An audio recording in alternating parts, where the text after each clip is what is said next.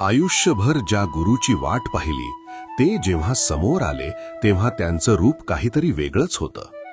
बाळापूरचे बाळकृष्ण बुवा समर्थ रामदास स्वामींचे मोठे भक्त होते. दरवर्षी ते पायी सज्जनगडला जायचे. पण आता 60 वर्षांचे झाल्यामुळं शरीरानं साथ देणं सोडलं होतं. डोळ्यात पाणी आणून त्यांनी निरोप घेतला तेव्हा समर्थांनी स्वप्नात येऊन शब्द दिला की बाळकृष्णा, तू काळजी नको करू, पुढच्या वेळी मीच तुझ्या घरी दर्शनाला येईन. पुढच्या वर्षी बाळापुरात उत्सव सुरू झाला, पण बुवांच्या नजरा फक्त आपल्या समर्थांना शोधत होत्या. तितक्यात दारात साक्षात श्री गजानन महाराज प्रगट झाले.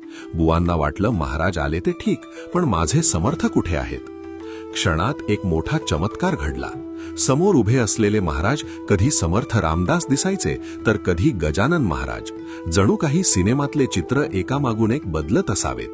महाराज हसून म्हणाले, अरे संतांच्या देहाकडे बघू नको, त्यांच्यातल्या आत्म्याला ओळख, मीच तुझा रामदास आहे. हे दृश्य बघून बुवांचे डोळे प्रेमानं पाणावले. संतांची रूपं वेगळी असली तरी त्यांचं तत्व मात्र एकच असतं. श्री गजानन महाराज की जय.